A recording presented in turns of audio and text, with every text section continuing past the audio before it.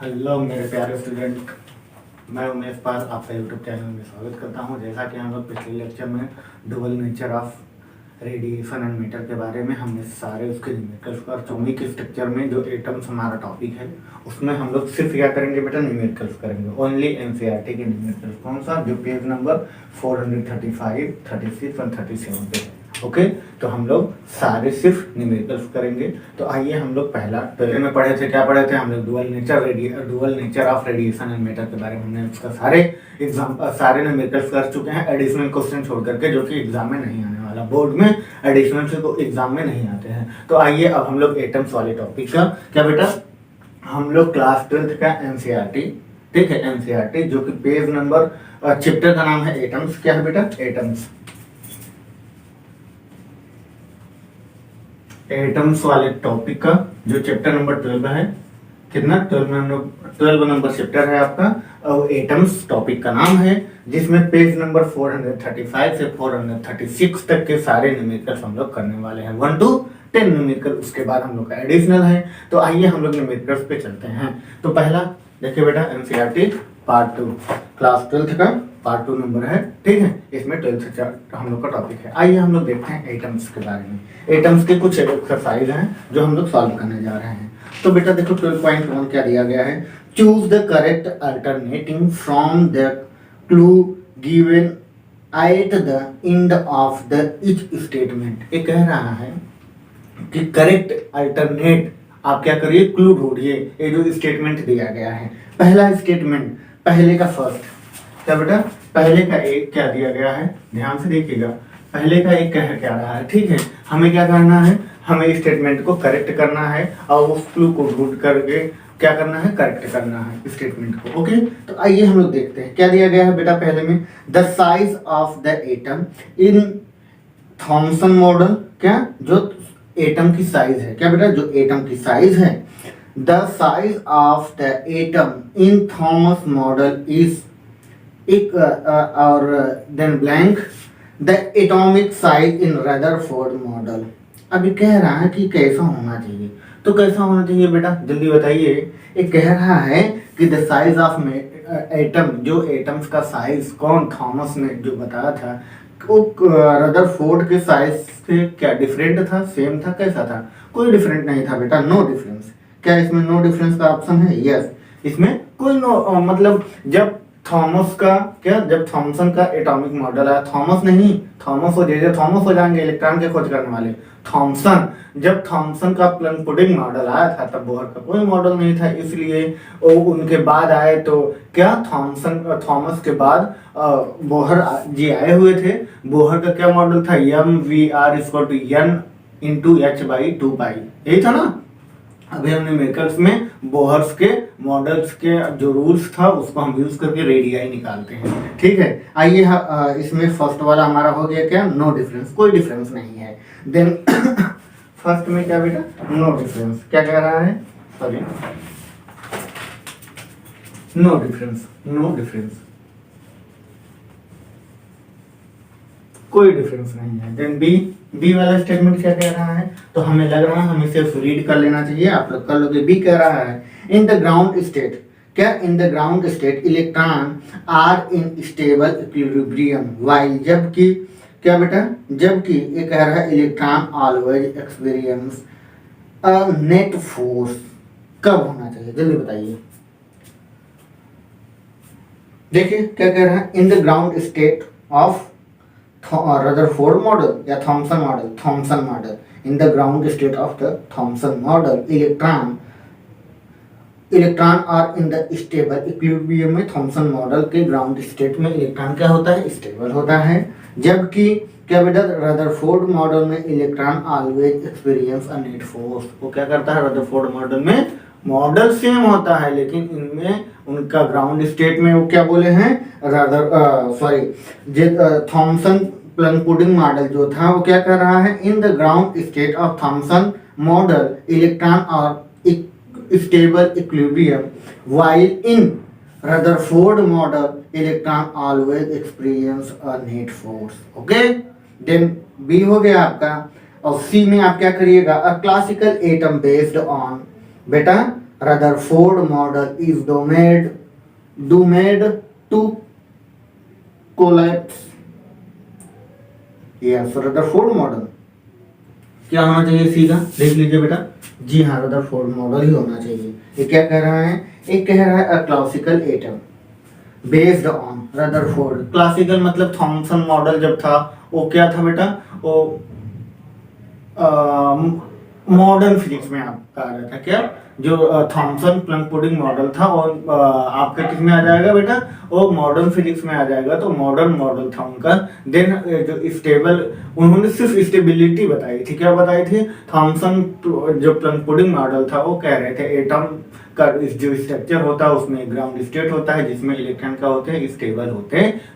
But Rutherford ने ऐसा नहीं बताया था। उन्होंने कहा था कि इलेक्ट्रॉन रिवॉल्व करते हैं। तो उनसे पूछा गया बोहर के मॉडल के अकॉर्डिंग कि जब इलेक्ट्रॉन रिवॉल्व करते हैं तो रिवॉल्व होने में जो भी मटेरियल मूव करेगा तो उसकी कुछ एनर्जी लॉस होगी। जब इसकी एनर्जी लॉस हो जाएगी, क्या इसकी इलेक्ट्रॉन, इट मींस इलेक्ट्रॉन या प्रोटॉन की, प्रोटॉन तो नहीं चलता, इलेक्ट्रॉन रिवॉल्व करता है तो उसकी एनर्जी लॉस हो जाएगी। तब तो एक समय वो ऐसा आएगा आकर के क्या न्यूक्लियस में मिल जाएगा, वो न्यूक्लियस में क्या हो जाएगा बेटा, डिस्ट्रॉय हो जाएगा। तो इलेक्ट्रॉन का तो कोई वैल्यू ही नहीं रहा, फिर क्या होगा, तब वो तो मॉडल एटॉमिक मॉडल नहीं कहलाएगा। इसीलिए इसीलिए इसीलिए क्या, इसीलिए रदरफोर्ड ने बताया था कि नहीं ऐसा कुछ नहीं होता। तो उन्होंने क्लासिकल मॉडल जो उनका पुराना था वही मॉडल चलने लगा। ठीक है, आइए हम लोग देखते हैं नेक्स्ट आगे क्या दिया गया है बेटा। An atom has nearly continuous mass distribution in a Thomson model. क्या बेटा, in a Thomson model, yes in a Thomson model. But एक क्या कह रहा है बेटा, एन एटम, देखो एक्चुअली क्या है ना, हमने क्वेश्चन, आप लोग को क्वेश्चन का सीट बना के रखा है। ठीक है, इसमें हमने सारे ऑप्शंस बनाए हैं। तो हम आप लोग को बोले थे मॉडर्न फिजिक्स में 35 क्वेश्चन है, 45 क्वेश्चन अब हम बनाने वाले हैं और 45 क्वेश्चन हमारे बन चुके हैं। और हम आपको डिस्क्रिप्शन में हम आपको इमेज को या मेल कर देंगे। ठीक है, आप सब लोग उसमें ले लीजिएगा और आप लोग सारे क्वेश्चन को सॉल्व करिएगा। फॉर्मेट वही रहेगा, सेंस दूसरा नहीं हो सकता, क्वेश्चन का फॉर्मेट वही रहेगा। एग्जाम में अगर एक भी मॉडर्न फिजिक्स से न्यूमेरिकल्स आते हैं तो पक्का उससे आएंगे। 45 क्वेश्चन, ठीक है। तो आइए हम लोग आगे देखते हैं। ये क्या कह रहा है बेटा, second number question, suppose you are given a chance to repeat the alpha particle scattering experiment. ये देखो क्या है, ये है साइंस। ये कह रहा है कि सपोज करिए आपको एक दिन का पीएम बना दिया जाए। तो नायक मूवी थोड़ी ना है वो बेटा साइंटिस्ट होते हैं, वहां दिमाग चलती है। देखो हमने आपको एक बार बताया हुआ है, क्या बताया हुआ है, हम आपको ये बताए हुए हैं बेटा कि ज्यादा बात नहीं करना चाहिए। आइए हम लोग टॉपिक पे आते हैं, तो बहुत दूसरी भी चीजें हो जाएंगे। आइए हम लोग आते हैं क्वेश्चन नंबर 3 पे, जो कि बहुत अच्छा क्वेश्चन है। ये क्या कह रहा है बेटा, ये कह रहा है what is the shortest wavelength present in the partial series of the spectrum line. बहुत अच्छा क्वेश्चन है, आइए हम लोग देखते हैं। इसे इरेज कर दो बेटा जी, इसमें कुछ है ही नहीं सर, तो क्या आप नहीं इरेज करेंगे। ठीक है, आइए देखते हैं ये क्या कह रहा है। ये कह रहा है व्हाट इज द सॉरी हम हाथ में ही लिखते हैं। What is the shortest wavelength present in the partial series of a spectrum line. तो आपको पता है जो हमारा शॉर्टेस्ट या बेटा जो हमारा शॉर्टेस्ट डिस्टेंस होता है ऑफ पार्शियल सीरीज का या शॉर्टेस्ट वेवलेंथ होता है ऑफ पार्शियल सीरीज का, ये क्या होना चाहिए। तो ये कहाँ से कहाँ तक रिवॉल्व करता है, n इक्वल टू बेटा n इंफिनिटी से कहाँ तक बेटा, n इंफिनिटी से n थर्ड तक करता है। कहाँ तक, थर्ड तक करता है। तो हमें पता है जो हमारा पार्शियल सीरीज का वेवलेंथ फाइंड करने का फार्मूला होता है 1 lambda equal to r into 1 क्या बेटा, number of orbit is a final minus number of orbit in initial. Okay, then r is a Boltzmann constant, Rydberg constant, Rydberg. Okay, then final की value 3 और third वाला orbit. और यहाँ पे energy हमें कौन सा लगाना है, यहाँ पे हमें लिखना है बेटा थर्ड का स्क्वायर माइनस 1 अपॉन इंफिनिटी का square. Okay, then Rydberg R 1/9, then 1/λ equal to 1/9, then lambda equal to क्या बेटा, लेमडा इक्वल टू यहाँ से 9/r, देन यहाँ पे r की वैल्यू पुट करो, 9 को ऐसे ही लिखो। ठीक बेटा, यहाँ पे 9 को ऐसे ही लिखो। आपको नहीं समझ में आया, हमें ऐसा लग रहा है, r का 1 में मल्टीप्लाई कराओगे r/9 हो जाएगा। जब हम लेमडा को क्या करते हैं बेटा, इंटरचेंजिंग करते हैं, डिनोमिनेटर न्यूमिनेटर कर देंगे तो जाहिर सी बात है ये भी इंटरचेंजिंग हो जाएगा। तो r/9 था तो 9/r हो जाएगा, देन 9/r, r की वैल्यू पुट करते हैं। r की वैल्यू कितना होता है बेटा, 1.097 इंटू 10⁷। ठीक, 9 r की वैल्यू क्या होता है 1.0 कितना बेटा, 1.097 इंटू 10⁻, बेटा 10⁷। देन हम इसे जब सॉल्व करते हैं तो यहाँ से हमारा लेमडा आता है 820 मीटर नैनोमीटर। ठीक, कैसे 7 है ऊपर चला जाएगा, फिर हम इसे सॉल्व करेंगे, इस तरह से आ जाएगा, आप कैलकुलेशन कर सकते हो। ओके, ये आपका आंसर हो गया 3rd नंबर क्वेश्चन का। किसका बेटा, 3rd नंबर क्वेश्चन पे आपका आंसर हो गया। आइए हम लोग क्वेश्चन नंबर 4 को देखते हैं। क्वेश्चन नंबर 4 क्या दिया गया है, क्वेश्चन नंबर 4 दिया गया है बेटा, क्वेश्चन को हमें रीड करना है बस और तुरंत सॉल्व हो जाएगा क्योंकि बड़े इजी क्वेश्चन है। क्वेश्चन नंबर 3 दिया गया है आपका, 4th sorry, a difference of, ये क्या कह रहा है बेटा, a difference of 2.3 electron volt separated two energy level in a atom. ये कह रहा है कि 2 एनर्जी लेवल, 2 एनर्जी लेवल मतलब ground to high shortage, it means ground से बेटा कोई भी एटम, किसी भी एटम एटॉमिक स्ट्रक्चर में ग्राउंड स्टेट से और कौन से स्टेट में जाते हैं, हायर स्टेट में बेटा। जब ग्राउंड से हायर में जाता है तो ये दो ऑर्बिट्स को क्या करता है बेटा, 2 ऑर्बिट को चेंजिंग करता है। तो कहना क्या चाह रहा है, क्वेश्चन का फॉर्मेट समझिए। ये कह रहा है a difference of 2.3 electron volt separate two energy level. एक एनर्जी लेवल से, ग्राउंड एनर्जी लेवल से एक्साइटेड एनर्जी लेवल पे जब हम किसको लेके जाते हैं बेटा, चार्ज को लेके जाते हैं, तो ये क्या करता है, सेपरेट करते हैं जब एटम्स में। तो what is the frequency of radiation emitted, तब वो क्या बेटा, जब हम किसी इलेक्ट्रॉन को क्या करते हैं, एक ग्राउंड स्टेट से, क्या बेटा, एक ग्राउंड स्टेट से दूसरे ग्राउंड स्टेट में, मतलब 2 डिफरेंट, एक देन 2 डिफरेंट मतलब ग्राउंड स्टेट से हायर स्टेट में लेके जाते हैं, सेपरेट करते हैं। तो बेटा एक इलेक्ट्रॉन जब मूव करता होगा तो ये क्या कह रहा है बेटा, ये कह रहा है कि अगर हम इस इलेक्ट्रॉन को मूव करने के लिए ग्राउंड स्टेट से हाई, हाई से देन हाई, ठीक, जब हायर स्टेट में लेके जाते हैं तो इसको एनर्जी देना पड़ता है 2.3 इलेक्ट्रॉन वोल्ट का। क्वेश्चन क्या कह रहा है, बस वही हम समझ जाए तो फॉर्मेट हो जाएगा। कितना बेटा, 2.3 इलेक्ट्रॉन वोल्ट का हमें एनर्जी देना पड़ता है। आगे क्या कह रहा है कि व्हाट इज द फ्रीक्वेंसी, इस इलेक्ट्रॉन की फ्रीक्वेंसी कितना होगी, कब, कह रहा है frequency of radiation emitted when the atom make a transition, क्या, transition from upper level to lower level, lower level से जब अपर लेवल पे जाता है तब। बात समझ में आई ना, या अपर लेवल से जब लोअर लेवल पे आता है तब उसकी फ्रीक्वेंसी क्या होगी, उस रेडिएशन की फ्रीक्वेंसी क्या होगी जो इमिट करता है, कितना, 2.3 इलेक्ट्रॉन वोल्ट की एनर्जी इमिट करके एक चार्ज को या एक इलेक्ट्रॉन को एक एक्साइटेड स्टेट से ग्राउंड स्टेट में लेके आता है। ओके, बात समझ में आई क्वेश्चन का। आइए हम लोग क्वेश्चन को सॉल्व करते हैं। तो क्वेश्चन को सॉल्व करने के लिए हमें क्या करना पड़ेगा, आइए तो पहले फर्स्ट ऑफ ऑल हमें क्या करना पड़ेगा, तो हमें लग रहा है इसे इरेज कर देना चाहिए, इधर ही करना चाहिए बेटा, इधर ही करते हैं। तो हमें क्या दिया गया है, चेंज ऑफ एनर्जी कितना बेटा, जब एक स्टेट से दूसरी स्टेट में लेके आते हैं तो change of energy 2.3 electron volt दिया गया है। आगे क्या दिया गया है बेटा, आगे कह रहा है कि इसकी फ्रीक्वेंसी कितनी होगी। तो हमें पता है, हमें क्या पता है बेटा, हमें ये पता है सर, एनर्जी जो हमारा डेल ई होता है एच न्यू के इक्वल होता है del E, then del E की वैल्यू हमें दिया हुआ है ई बेटा, E4 से E1 पे ना, दो एक्साइटेड स्टेट में जब हो जाता है तो कहाँ से कहाँ जाता होगा, तो पहले हमें ये पता होना चाहिए। देन हमें इसका तो डेल ई की वैल्यू डायरेक्ट दिया गया है और हमें सिर्फ फ्रीक्वेंसी पूछा है, तो हमको इसका कोई जरूरत नहीं है।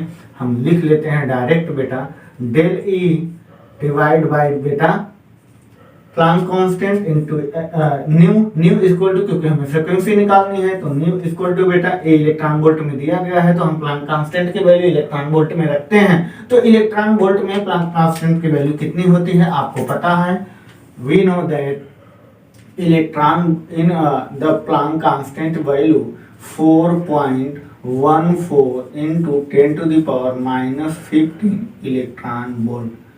हम लोग जानते थे जी सर, हम लोग जानते थे, तो यहाँ पे हम डायरेक्टली वैल्यू को पुट करें। जी सर आप पुट कर सकते हैं, तो आइए हम लोग करते हैं। डेली की value 2.3 electron volt, then Planck constant की 4.14 into 10 to the power -15 electron volt. Then हम इसको सॉल्व करते हैं, तो ये बेटा कितना आ जाएगा, इसको सॉल्व करते हैं तो कितना आ जाएगा, इसे हम 230 और हम क्या करेंगे बेटा, इसे आप सॉल्व करिए, जल्दी करिए। देखिए कुत्ते थोड़ा भौंक रहे हैं भाई, तो देखिए बेटा हम लोग क्या किए हैं, यहाँ पे हम इसको सॉल्व करते हैं, यहाँ से पॉइंट हटाते हैं तो यहाँ से भी एक पॉइंट हट जाएगा। 23 डिवाइड बाई 41.4, देन यहाँ 15 है, हम इसको डिवीजन कराएंगे 0.56 इंटू 10 टू द पावर 15 आ जाएगा। देन 15 को एक हम कम करेंगे, यहाँ पे 10 से मल्टीप्लाई करा देंगे, 5.6 into 10 to the power 14 hertz होता है। किसका बेटा, फ्रिक्वेंसी इतना होगी। कब, जब हम अपर स्टेट से ग्राउंड स्टेट में लेके आते हैं किसी इलेक्ट्रॉन को, तो उसको अगर हम कितना एनर्जी देते हैं, 2.3 इलेक्ट्रॉन वोल्ट की एनर्जी देते हैं, तो उसका जो उस रेडिएशन का जो फ्रीक्वेंसी होगा 5.6 into 10 to the power 14 hertz होगा। बात समझ में आई। आइए हम लोग क्वेश्चन नंबर कौन सा बेटा, 5th देखते हैं। तो 5th नंबर क्वेश्चन को थोड़ा सा देख लेते हैं। देखिए क्या कह रहा है, द ग्राउंड स्टेट एनर्जी, क्या बेटा, the ground state energy of a hydrogen atom. कह रहा है मान लीजिए हाइड्रोजन एटम है, इसके जो हाइड्रोजन एटम में जो इलेक्ट्रॉन है, इस इलेक्ट्रॉन की एनर्जी कितना दिया गया है बेटा, अगर कितना होना चाहिए -13.6 इलेक्ट्रॉन वोल्ट हो, तो ग्राउंड स्टेट में इस हाइड्रोजन एटम के एटॉमिक स्ट्रक्चर में जो हमारा ग्राउंड स्टेट का ऑर्बिट होता है, उसमें जो भी इलेक्ट्रॉन होते हैं या इसकी खुद की कैपेसिटी, जैसे होता नहीं है तो हमारे घर के एक सदस्य हो, एक मतलब मेंबर हो जो मतलब दिल खोल हो, आप कुछ भी मांगिए, जैसे अंकल होते हैं ना, किसी के अंकल होते हैं या भैया होते हैं, आप कोई फरमाइश कर दीजिए वो आपका पूरा कर देते हैं, तो उन्हें क्या कहते हैं, आप कुछ भी कह लीजिए, उनके पास है पर्याप्त दिल है, जिसको कहते हैं दिल। उसी तरह इसके पास क्या है, एक्साइटेड, इस ग्राउंड स्टेट के पास है, इतनी कैपेबिलिटी है, कितना बेटा, -13.6 इलेक्ट्रॉन वोल्ट की एनर्जी है उसके पास। अब वो कह रहा है what are kinetic and potential energies of the electron in this state. अब बताइए जो इसमें इलेक्ट्रॉन है इसकी काइनेटिक एनर्जी और पोटेंशियल एनर्जी क्या है। तो आप पहले ये बताइए काइनेटिक एनर्जी क्या होता है, पोटेंशियल एनर्जी क्या होता है। पोटेंशियल एनर्जी वह होता है जब कोई चार्ज एक पॉइंट से दूसरे पॉइंट पे जाता है, एक पोजीशन से दूसरे पोजीशन पे जाता है, उसे जाने के लिए जितनी एनर्जी खर्च करनी पड़ती है, जितनी एनर्जी उसे ट्रांसफर करनी पड़ती है, वो हमारा काइनेटिक एनर्जी होता है। पोटेंशियल एनर्जी क्या होता है, वहां जाने के लिए जितने एनर्जी को उन्होंने इकट्ठा किया हुआ है, मतलब यहाँ से हमें मिर्जापुर या इट मीन्स कानपुर से हमें इलाहाबाद जाना है, ठीक है, तो हमारी गाड़ी का पेट्रोल कुछ वो अपने अंदर लेगा और फिर उसे इलाहाबाद जाते जाते खत्म कर देगा। तो खत्म नहीं हुआ, वो क्या हो गया बेटा, पॉल्यूशन बन के बाहर निकल गया। तो पॉल्यूशन कितना बना वो हमारा पोटेंशियल एनर्जी होता है, और कितने हमारे पेट्रोल खत्म हुई वो हमारी काइनेटिक एनर्जी होती है। तो वही ये कहना चाह रहा है कि इसकी इस स्टेट, ग्राउंड स्टेट में, हाइड्रोजन एटम के ग्राउंड स्टेट में, क्या बेटा, ग्राउंड स्टेट में क्या है, उसकी एनर्जी है -13.6 इलेक्ट्रॉन वोल्ट। तो बताइए उसी स्टेट में, क्या ग्राउंड स्टेट में ही जो हमारा इलेक्ट्रॉन है इसकी काइनेटिक एनर्जी और बेटा पोटेंशियल एनर्जी कितनी होगी, यही ये क्वेश्चन में पूछा हुआ है। तो आइए हम लोग डिस्कस करते हैं इस टॉपिक को, ठीक है। तो आपको पता होना चाहिए, क्या पता होना चाहिए, क्वेश्चन नंबर 5 बेटा, नहीं, फिफ्थ तो आपको पता ही है, हमने तो क्वेश्चन को एक्सप्लेन कर दिया ना। जब तक आप ये नहीं समझेंगे वो कहना क्या चाह रहा है, जैसे भाई हमें चाइनीज लैंग्वेज के कोई मेन्यू पकड़ा दे और कहे कि आप ये बताइए सर आप क्या खाना पसंद करेंगे, जब तक हमें समझ में ही नहीं आएगा उसमें लिखा क्या है, हम ऑर्डर क्या देंगे, कुछ नहीं देंगे ना भाई। इसीलिए जब तक आप खुद नहीं जानोगे क्वेश्चन क्या कह रहा है तब तक आप उसे सॉल्व नहीं कर सकते। तो आप क्वेश्चन को समझिए वो कहना क्या चाह रहा है। ओके, देन आइए हम लोग टॉपिक पे चलते हैं। क्वेश्चन बोला हुआ है बेटा, क्या बोला हुआ है, अगर kinetic energy of hydrogen atom in a ground state is equal to -13.6 electron volt then find the then this is the ground state of hydrogen atom, then energy is a -13.6 electron volt, then find the kinetic energy in this state and potential energy of the hydrogen atom in a ground state. Okay, then हमें पता होना चाहिए, we know that kinetic energy is equal to energy of a presence in this state. Okay, then kinetic energy is equal to minus plus 13.6 electron volt. Okay, then potential energy is equal to 2 energy in this state, 2 times of energy in this state, then potential energy is equal to 2 into -13.6 electron volt, then 13 to जा sorry कितना बेटा 13 to जा 27 26 और ये हमारा 27.2 electron volt in this answer for this question. Okay, question number 5 का answer क्या है, काइनेटिक एनर्जी कितना है +13.6 electron volt, then potential energy -27.2 electron volt. Okay, you are understood in this question. Then next question, then goes and copy the question. Okay, then next question, sorry camera, चलिए next question number 6 की तरफ हम लोग चलते हैं। 6 number question क्या कह रहा है हम लोग रीड करके देखते हैं। 6 नंबर क्वेश्चन बेटा बहुत अच्छे से क्वेश्चन को पहले क्या करें, हमें फंडा को समझना चाहिए। क्या करना चाहिए बेटा, जो हमारा फंडा है उसे क्वेश्चन के फंडे को समझना है। क्वेश्चन के फंडे को फर्स्ट ऑफ ऑल हमें क्या करना है, क्वेश्चन के फंडे को समझना है। तो क्वेश्चन के फंडे को हम लोग समझते हैं। आइए read the question.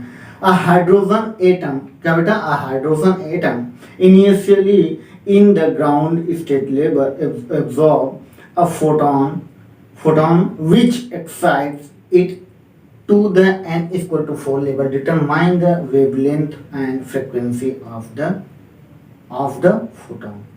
6 number question. Yes, this question is very simple.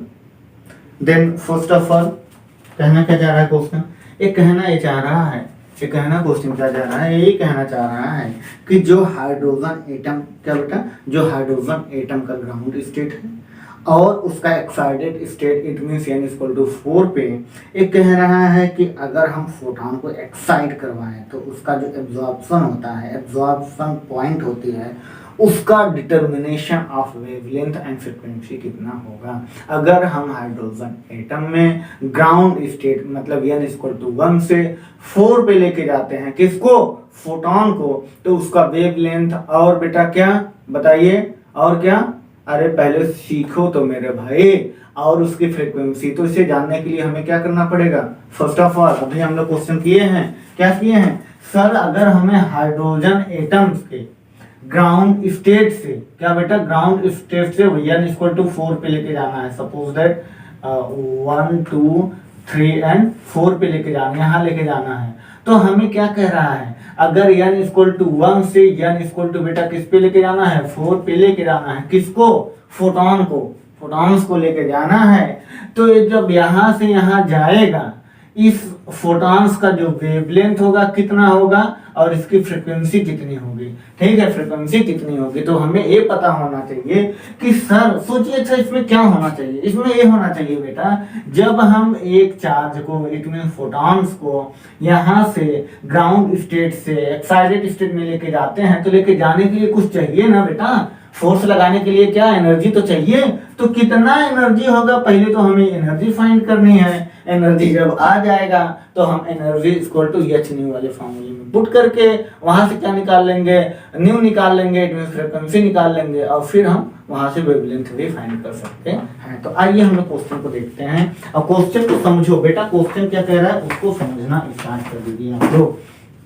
पहले तो हमें क्या चाहिए, पहले हमें क्वेश्चन में जो दिया गया है वो चाहिए, इसके बाद हमें पूछा है एच न्यू इक्वल टू बेटा del energy of changing energy.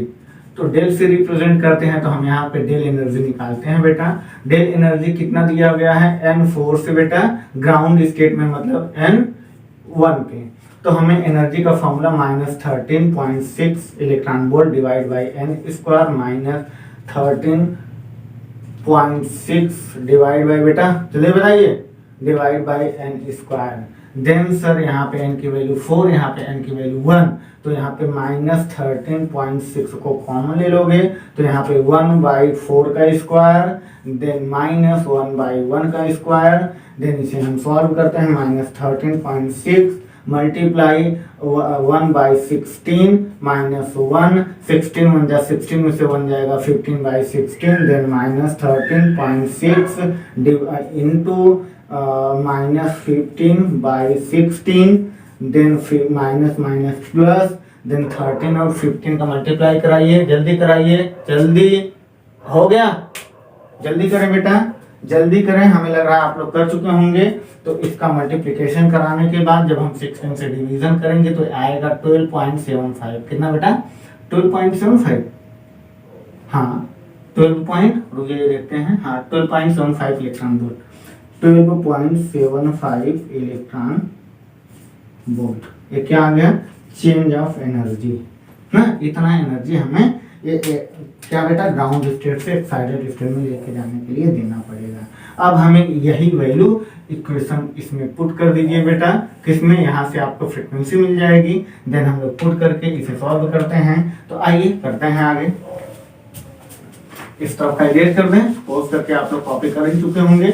अच्छा ठीक पूछा, हम इरेज कर दिए, अरे भाई क्वेश्चन आप समझ गए हो, तो इसमें करना ही क्या है, आइए हम लोग देखते हैं, हमें क्या निकालना है, एच न्यू इक्वल टू बेटा del E, then nu equal to del E divide by h, then हमें इलेक्ट्रॉन वोल्ट में वैल्यू दिया गया है, तो इलेक्ट्रॉन वोल्ट में 12.7 कितना 75 इलेक्ट्रॉन वोल्ट डिवाइड बाई बेटा प्लांक कांस्टेंट की वैल्यू इलेक्ट्रॉन वोल्ट में, इन electron volt 4.14 into 10 to the power -15, then -15 ऊपर जाएगा +15, 12.75 into 10 to the power 15, then divide by 4.14, 4 3 जा 3 पॉइंट बेटा कितना 3.1 into 10 to the power 15 hertz. Okay, ये हमारा फ्रीक्वेंसी आ गया बेटा, ये हमारा फ्रीक्वेंसी आ गया, इसे भी कॉपी करें।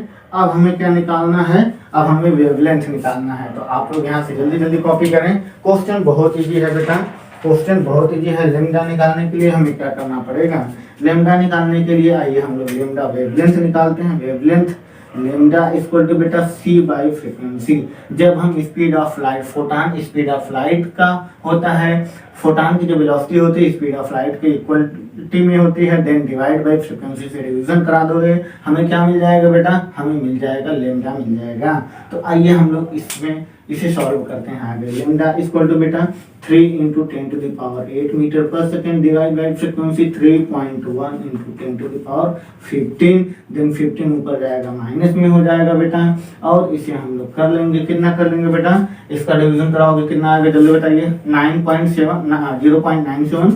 0.97 into 10 to the power बेटा 15 प्लस है, ऊपर जाएगा माइनस हो जाएगा, -7 आ जाएगा, -7 मीटर। ओके क्या बेटा, -7 मीटर। देन अब हम इसे क्या करेंगे, -7 मीटर को 9.7 में कन्वर्ट करेंगे इंटू 10⁻⁻8 मीटर हो जाएगा। और इससे हम अगर 97 में कन्वर्ट कर लें बेटा, किसमें बेटा, अगर हम इसे 97 नैनोमीटर में कन्वर्ट कर लें तो यहाँ से हमें लेमडा मिल जाएगा। बात समझ में आई, ये हमें लेमडा मिल गया। ठीक, ये आपका क्वेश्चन नंबर 6 यहाँ से कंप्लीट होता है। अब आइए हम लोग क्वेश्चन नंबर 7 की तरफ चलते हैं। पहले आप लोग इसे पॉज करो, पॉज करके कॉपी करो। Okay, then question pause and copy right. चलिए हम लोग क्वेश्चन नंबर नेक्स्ट करते हैं बेटा। नेक्स्ट हमारा क्वेश्चन नंबर 7 है, जो कि बहुत इजी नंबर क्वेश्चन है बेटा। 7 नंबर क्वेश्चन क्या कह रहा है, एक बार हम लोग रीड करते हैं क्वेश्चन को, पहले रीड करते हैं। क्वेश्चन कहना क्या कह रहा है, कह रहा है यूजिंग द बोहर मॉडल, कह रहा है using the Bohr atomic model से आपको यूज करके कैलकुलेट करना है speed of electron in a hydrogen atom. Hydrogen atom में क्या बेटा, हाइड्रोजन एटम के किसी भी ऑर्बिट में, किसी भी क्या n = 1 to 3 लेवल के ऑर्बिट में हमें स्पीड ऑफ इलेक्ट्रॉन की स्पीड को बताना है अकॉर्डिंग टू बोहर मॉडल से। तो आइए हम लोग इसे कैलकुलेट सॉल्व करते हैं। क्या बेटा, 7 का फर्स्ट ए नंबर क्वेश्चन है, ए का आंसर हमें करना है। क्या कर रहा है बेटा, हमें स्पीड इन nth ऑर्बिट का हमारा फार्मूला का क्या होता है, speed of nth orbit, sorry speed in nth orbit of, speed in nth orbit of Bohr model कितना होता है बेटा, Vn velocity of n equal to बेटा कितना होता है, square of electron divide by 2 epsilon naught into Planck constant into n। ठीक, ये होता है जब हम इसे सॉल्व करते हैं। क्या बेटा, ये देखो इतने टर्म कांस्टेंट है, कौन सा, e स्क्वायर अपान, क्या बेटा, e square upon 2 epsilon naught into Planck constant, ये सारे कांस्टेंट टर्म हैं। तो यहाँ से हमें वैल्यू मिल जाती है। क्या वैल्यू मिलता है बेटा, तो हम यहाँ पे ही सॉल्व कर दें। हमें मिलता है Vn इक्वल टू बेटा क्या मिल जाता है, सॉरी हाँ इतना लिख सकते हैं, Vn इक्वल टू बेटा कितना मिल जाएगा, यहाँ से इसकी वैल्यू पुट करोगे 2.2 into 10⁶, 2.2 into 10⁶ divide by n metre पर second, divide by n metre पर सेकेंड। ये क्या आ जाएगी, velocity of electron in a hydrogen atom of according to Bohr atomic model. Then हमें इसमें n की वैल्यू दिया गया है। क्या दिया गया है, n equal to 1, then 2, then 3 में क्या होगा स्पीड, तो v1 में हम लोग निकालते हैं, देन 2.2 इंटू 10⁶ डिवाइड बाई 1 करोगे तो सिमिलर रहेगा, देन मीटर पर सेकेंड।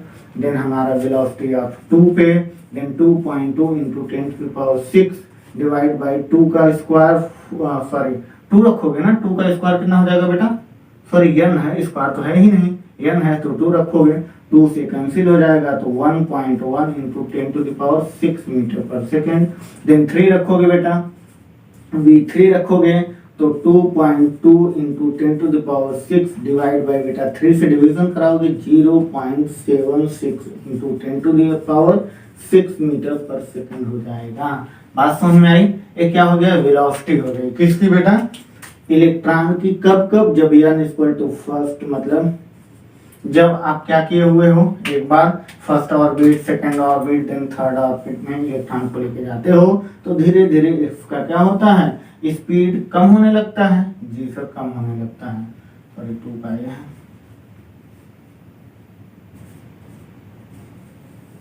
ये है 2 का, ये डिवाइड कर दिया, ये है फर्स्ट का। ठीक, आइए आगे क्या पूछ रहा है बेटा, सेकंड पार्ट। तो आप लोग इसे पॉज करो, कॉपी करते रहो, हम लोग सेकंड पार्ट को करते हैं। सेकंड पार्ट क्या बोला है बेटा, 7th का बी वाला पार्ट बोला है, calculate the orbit period in each of this level. ये कह रहा है कि कितने कितने टाइम का इसमें क्या होगा बेटा, डिफरेंस होगा, कितने कितने टाइम पीरियड का। तो अगर 1 में गया तो कितना टाइम लगा, 2 में गया तो कितना टाइम लगा, देन 3rd में गया तो कितना टाइम लगा। ठीक है, तो टाइम पीरियड निकालने का फॉर्मूला होता है इन बोहर एटॉमिक मॉडल। तो कहाँ लिखें, इसे इरेज करके लिखें, इरेज करके लिखेंगे तो सही रहेगा बेटा, इरेज करके ही लिखते हैं। चलिए इरेज कर लें, आप लोग पोस्ट करके कॉपी कर लिए हैं, एक बार हम देख लें वीडियो सही बन रही है। जी हाँ सही बन रही है, आप लोग पोस्ट करके कॉपी कर चुके होंगे जैसा कि मुझे लग रहा है। आइए हम इसे इरेज करते हैं। आगे क्या पूछा है बेटा,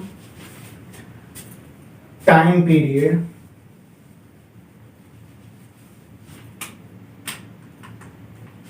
इसमें क्या लिखना है आपको, टाइम या पीरियड, पीरियड लिख दोगे तो वही है ना, टाइम पीरियड।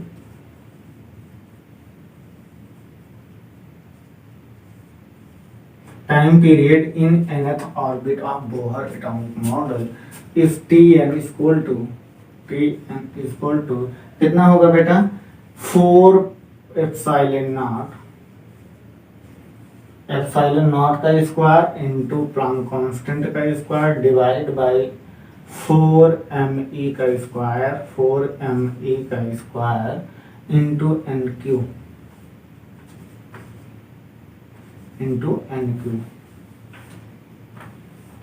ठीक, ये फॉर्मूला था टाइम पीरियड का। जब हम इसे सॉल्व करते हैं तो यहाँ से हमें Tn इक्वल टू मिलता है, Tn इक्वल टू कितना मिलता है बेटा, 1.52 इंटू 10 टू द पावर बेटा into 10 to the power -16 n equal to 3, इतना मिलता है। क्या मिलता है, ये मिलता है टाइम पीरियड जब nth ऑर्बिट में, जब हम इलेक्ट्रॉन फोटॉन को क्या करते हैं, लेके जाते हैं vn वेलोसिटी से, तो इतना टाइम पीरियड लगता है। अब वो कह रहा है कि आपको कितने कितने कौन कौन से ऑर्बिट में निकालने हैं, जब n इक्वल टू 1 हो, 2 हो एंड 3 हो। तो आइए T1 पे निकालते हैं बेटा, किस पे बेटा, T1 पे निकालते हैं। देन 1 पे निकालोगे तो सेम वैल्यू रहेगी 1.52 into 10 to the power -16, 16 second है ना बेटा, टाइम में तो सेकंड लग जाएगा, तो आप सेकंड लगा सकते हो, सॉरी सेकंड। 1 का क्यूब करोगे 1 ही आएगा। देन T इक्वल टू 2 पे बेटा 1.52 into 10 to the power -16 into बेटा 2 का क्यूब 8 आ जाएगा। 8 तो इसमें मल्टीप्लाई कराओगे, 8 2 जा 16 के 6 कैरी 1, 8 5 जा 40, 40 और 1 बेटा 41, 40 और 1 41 कैरी 4 और 8 1 जा 8 4 12, 0.16 into 10 to the power -16 second. ठीक, 12.16। आइए और क्या कर सकते हो, अब आप हमेशा क्या किया करो ना, पॉइंट एक ही डेसिमल के बाद लगाया करो। तो यहाँ पे 1.216 into 10 to the power -15 second आप इसे कर सकते हो। ये आपका T2 पे आ गया। देन T3 पे बेटा, देन T3 पे 1.52 इंटू 10 टू द पावर बेटा -16 इंटू बेटा किसका 3 का क्यूब, 3 3 जा 9 3 जा 27, 27 का जब मल्टीप्लाई कराओगे यहाँ पे तो कितना आ जाएगा बेटा, 27 का मल्टीप्लाई कराओगे, जल्दी बताइए। ये आएगा सर 4.15 1.45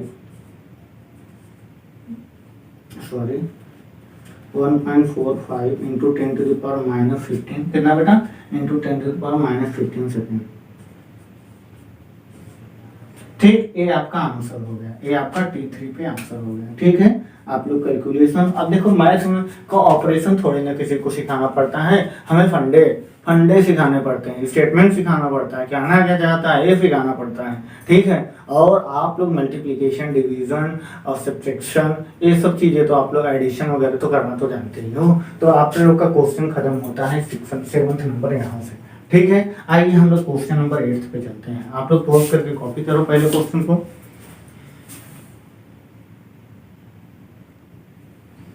आइए हम लोग क्वेश्चन नंबर 8 को देखते हैं बेटा। क्वेश्चन नंबर 8 क्या कह रहा है, आइए देखिए। क्वेश्चन नंबर 8 कह रहा है the radius of the innermost electron orbit of hydrogen atom in 5.3 into 10 to the power -11 metre. Then what is the radius of n equal to 2 and 3 of orbit.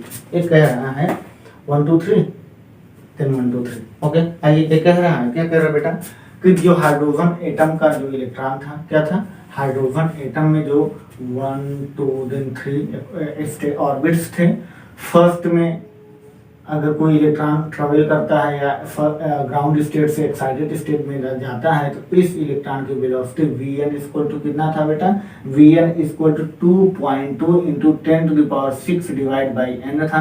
क्या बेटा वेलोसिटी कितना था, अभी हम लोग निकाले हैं, Vn इक्वल टू बेटा 2.2 into 10⁶ divide by n metre पर सेकेंड था वेलोसिटी। टाइम कितना था बेटा, इस चार्ज को यहाँ से यहाँ जाने का Tn इक्वल टू बेटा कितना था 1.52 इंटू 10⁻⁻ बेटा कितना 16 n क्यूब था।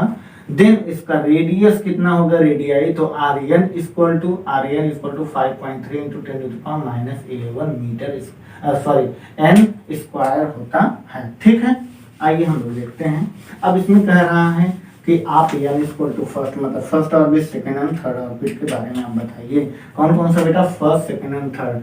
तो n equal to first second and third पे बताना है, तो r फर्स्ट पे कितना हो जाएगा 5.3 इंटू 10⁻, बेटा 10⁻11 इंटू 1 का स्क्वायर करोगे 1 ही आएगा, सिमिलर रहेगा।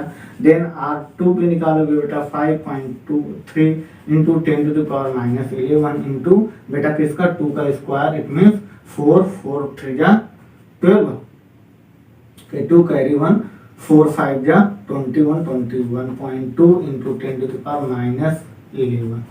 ठीक, क्या बेटा मीटर, ये भी मीटर, रेडियस r2 है ना।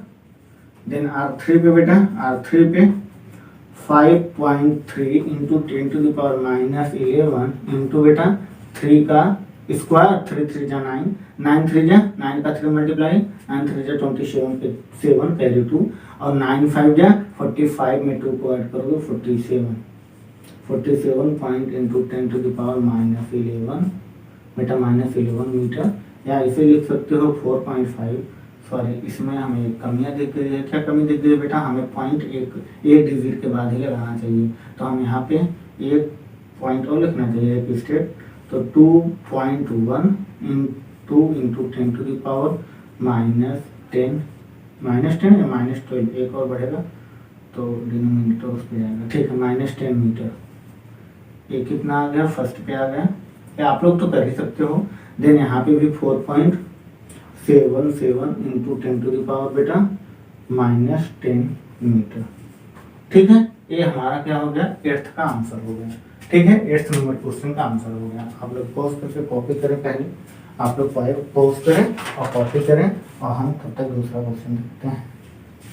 ठीक है, आप लोग पॉज कर लिए बेटा, यही क्वेश्चन हमें समझ में आना चाहिए। कहना क्या चाह रहा है, ये कहना ये चाह रहा है कि जब हमारे एक्साइटेड जो स्टेट होते हैं, अगर उसे एनर्जी देनी पड़ती है ग्राउंड स्टेट से एक्साइटेड स्टेट में जाने के लिए, तो उस फोटॉन या उस इलेक्ट्रॉन की जो स्पीड होती है वो हमें पता है, टाइम कितना लगता है ये पता है, तो रेडियाई भी तो पता होना चाहिए, रेडियस भी तो पता होना चाहिए हाइड्रोजन एटम में। तो अगर फर्स्ट स्टेट में, मतलब ग्राउंड स्टेट में रहेगा तो इतना उसका रेडियस होगा।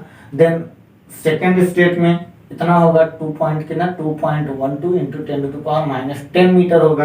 देन थर्ड में कितना हो जाएगा 4.77 इंटू 10⁻10 मीटर हो जाएगा। Okay, you are understood this question. Then next question is a 9 question. 9 question is a very easy question. Then first of all आप लोग पॉज करो, कॉपी करो, then erase this question. Okay, erase sir.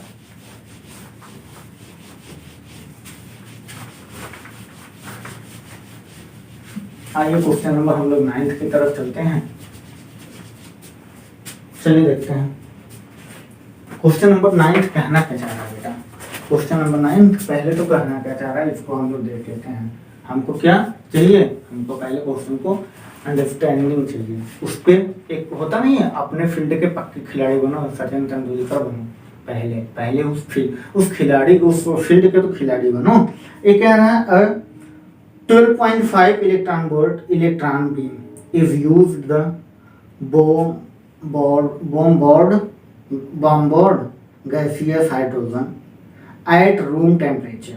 ये कह रहा है हमें एक बीम ऑफ इलेक्ट्रॉन में, क्या बेटा, ये कह रहा है 12.5 एनर्जी, अगर हम किसी इलेक्ट्रॉन को 12.5 इलेक्ट्रॉन वोल्ट की एनर्जी दे दें और उसे क्या करें, एक इलेक्ट्रॉन बीम में उसे पास थ्रू कराएं, क्या कराएं, उसे पास थ्रू कराएं या यूज करें, तो उससे जो बमबारी होती है वो उसकी जो गैसियस ऑफ हाइड्रोजन एटम का रूम टेम्परेचर, मतलब अगर बमबारी होती है तो उसकी जो टेम्परेचर होती है वो कितना हो, वो अगर कुछ हो रहा है तो उसका आपको क्या बताना है, what series of wavelength will be emitted. वो जो आपको आप कह सकते हो जब वो इमिट करता है, क्या इमिट करता है बेटा, इमिट करता है इलेक्ट्रॉन को, जब वो फूटता होगा ना, हाइड्रोजन एटम जब वो टूटता होगा, कब, जब हम उसे 12.5 इलेक्ट्रॉन वोल्ट की एनर्जी देते हैं, किसमें, जब हमारे पास एक बीम ऑफ इलेक्ट्रॉन हो, उसे हम 12.5 इलेक्ट्रॉन वोल्ट की एनर्जी देते हैं। तो अब वो बताइए, क्या बताइए बेटा, ये कह रहा है कि बताइए जो उसका बम बोर्ड होता है, बम बोर्ड मतलब जैसे कहते हैं ना बमबारी, उस हिसाब से अगर बम बोर्ड हो रहा है ऑफ हाइड्रोजन एटम का, तो उसमें जो इमीटर होता है, क्या बेटा, उसमें जो कह रहा है जो वेवलेंथ इमिट होता होगा उस वेवलेंथ की सीरीज क्या होगी, उस वेवलेंथ की सीरीज क्या होगी। तो आइए हम लोग क्वेश्चन नंबर 9 को देखते हैं। Then 9th number question is a very easy question. First of all, energy of hydrogen atom, क्या बेटा, energy of hydrogen atom, energy of hydrogen atom N E N equal to बेटा किस पे, E N equal to -13.6 divide by N square होता है। हमें क्या कह रहा है, फर्स्ट सेकेंड थर्ड फोर्थ सारे एक्साइटेड स्टेट तक जाएंगे। तो आइए फर्स्ट में लेते हैं, ई फर्स्ट में बेटा कितना आ जाएगा, -13.6 डिवाइड बाई 1 का स्क्वायर, देन सिमिलर रहेगा, इतना ही इलेक्ट्रॉन वोल्ट का रहेगा। अभी देखिए आपको बताना, जब हम 12.5 इलेक्ट्रॉन वोल्ट तक देंगे तो हमारे पास तो 4 ही होते हैं, 1 2 3 एंड 4, देन फोर्थ लेवल तक ही होता है ना बेटा एक्साइटेड स्टेट। आइए हम लोग देखते हैं, हम तो आइए सॉरी हम लोग क्वेश्चन नंबर 9 कर रहे थे बेटा, हम लोग क्वेश्चन नंबर 9 कर रहे थे। 9th नंबर क्वेश्चन करते समय क्या हुआ, कैमरा गिर गया था तो उसको थोड़ा सेट करने में टाइम लग गया। आइए हम लोग क्वेश्चन नंबर 9 को देखते हैं। कह रहा है a 12.5 इलेक्ट्रॉन वोल्ट, क्या बेटा, a 12.5 electron volt electron beam is used to bombard gaseous hydrogen at room temperature, what series of wavelength will be emitted। क्या कह रहा है, ये कह रहा है कि जब हम, क्या बेटा, जब हम एनर्जी ऑफ इलेक्ट्रॉन को ग्राउंड स्टेट से एक्साइटेड स्टेट में लेके जाते हैं, क्या, ग्राउंड स्टेट से एक्साइटेड स्टेट में लेके जाते हैं, तो उसको लेके जाने के लिए क्या, हमारे 4 स्टेट होते हैं, कौन सा, first second and third and fourth state level होते हैं ऑर्बिट्स के, ठीक है। वो कह रहा है जब हम किसी इलेक्ट्रॉन को 12.5 इलेक्ट्रॉन वोल्ट की एनर्जी देंगे तो कितना वेवलेंथ इमिट करेगा और किस नंबर ऑफ ऑर्बिट में जाकर के वो क्या करेगा, फॉल करेगा। तो आइए हम लोग देखते हैं। ये कह रहा है energy of electron in nth orbit E N equal to -13.6 upon N square.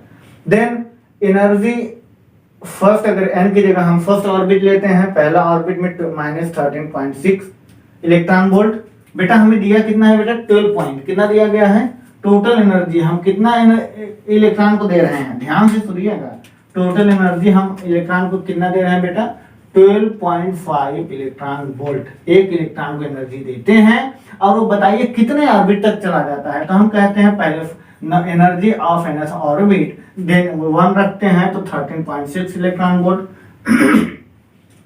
2 रखते हैं बेटा तो -3.4 इलेक्ट्रॉन वोल्ट, 3 रखते हैं तो -1.5 इलेक्ट्रॉन वोल्ट, देन 4 रखते हैं तो माइनस बेटा 0.85 इलेक्ट्रॉन वोल्ट तक होता है। तो देखो क्या होगा, फर्स्ट से सेकंड स्टेट में जब आया तो 12.2 इलेक्ट्रॉन वोल्ट की एनर्जी, मतलब 12.5 इलेक्ट्रॉन की 12.5 इलेक्ट्रॉन वोल्ट की एनर्जी दिए हैं, तो इसमें तो आएगा, लाई करेगा बेटा, ग्राउंड से सेकंड स्टेट में आ जाए, क्योंकि 10.2 इलेक्ट्रॉन वोल्ट की एनर्जी में आ जा रहा है। सेकंड देन फर्स्ट से अगर हमें थर्ड में लेके जाना हो तो 12.1 इलेक्ट्रॉन वोल्ट तक, तो ये 12.5 ही है ना बेटा, कि 12.2 है, 12.5 इलेक्ट्रॉन, तो यहाँ तक तो पॉसिबल है।